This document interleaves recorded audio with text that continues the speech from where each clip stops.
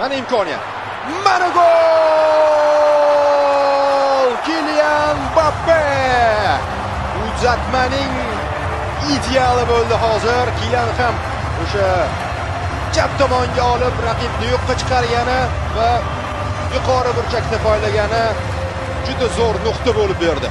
To'pni yaxshi ushlab turibdi-ya.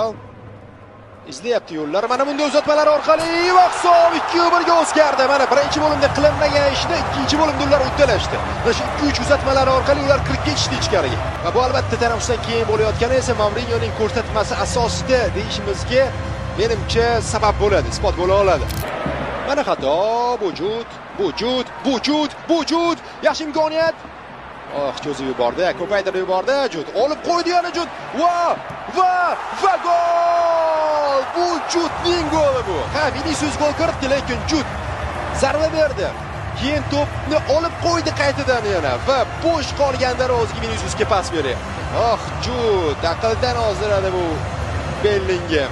Mbappe bir qanotda. Pas berarmikin? Zo'r uzatma. Viniciusdan shedevr pas va golni mana shunday tarzda amalga oshirdi Kylian Mbappe. 4-1. Mana bu boshqa gap.